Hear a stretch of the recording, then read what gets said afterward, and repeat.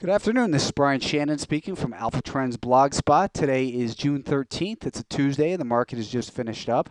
And once again, it was a very difficult session for the bulls today on Wall Street as this vicious downtrend continues.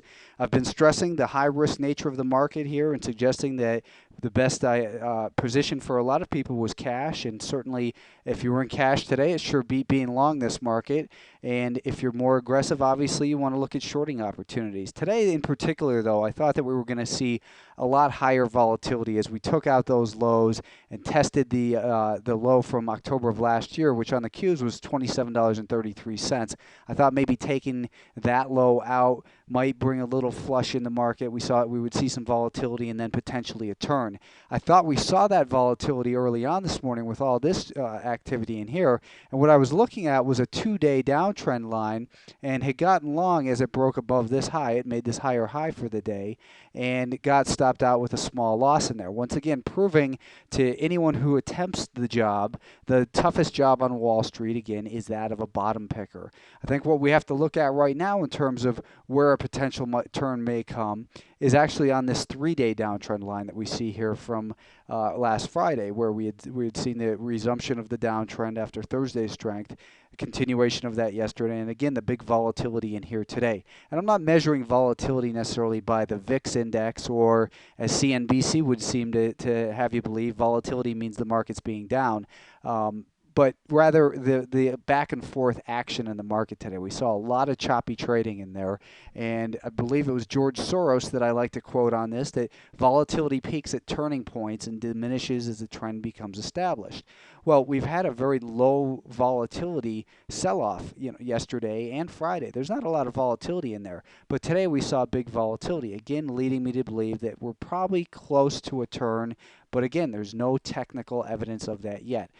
Best case scenario for tomorrow as far as a short-term potential turning point would be a breaking of that trend line that we've seen intact for the last 3 days here on these 2-minute time frame.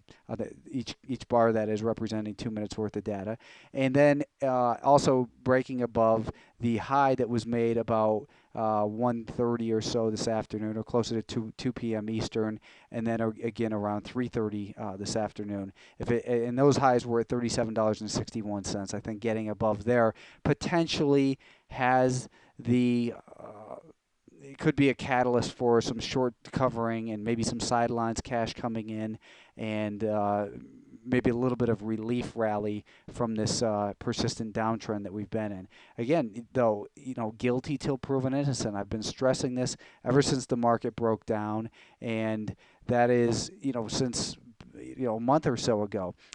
Ironically, I think it's funny if you remember the headlines and what they were talking about on CNBC, how the market back in the first quarter of this year, they were talking about how it was the best quarter since I don't know, maybe 2 years ago. And realistically, though, for the Nasdaq, those gains came in only in the first 5 or 6 days of the year, and then it went sideways. Now they're talking about what a bad month May and June are. So using them as a contrarian indicator, perhaps we're getting closer to a turn as well. And on the weekly time frame, we're still well below all these moving averages. The 200-day moving average, that's a 40-week moving average, is up here at about $40.70 or so. So we're well below that, and certainly deeply oversold. We may be due for a bounce, and again, that's just that's anyone's guess at this point, and that's all it is a guess until we see evidence. Realistically, the bigger picture, we need to see this downtrend line being broken, and that again will coincide approximately with the location of the declining 5-day moving average. So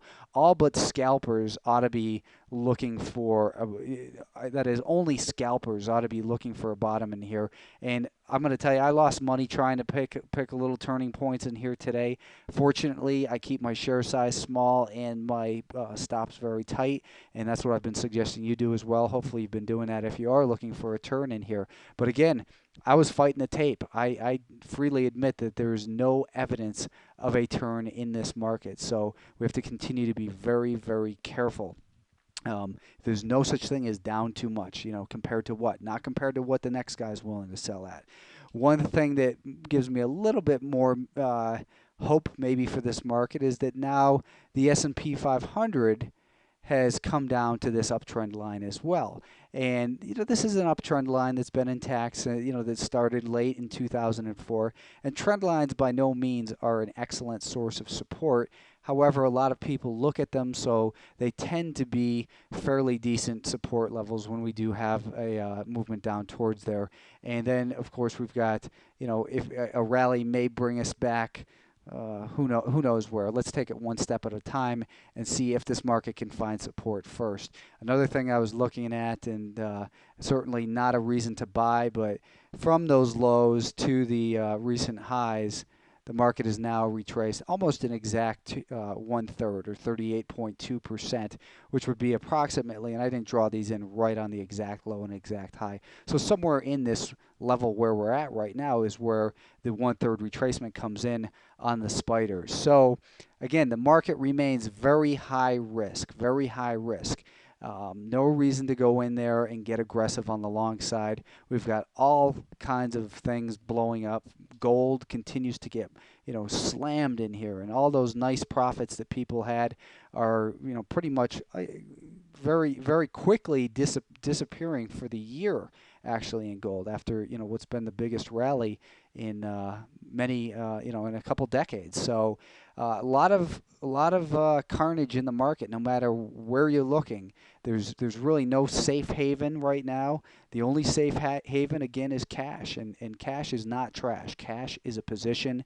It allows you to sit on the sidelines, be objective, and get ready to act when the market tells us to. And right now, the market still hasn't given us the green light. It's kind of turned yellow a little bit in here, but it definitely is not a green light as far as time to buy. So again, if you're looking for potential turning points, keep your share size small, keep your stops low.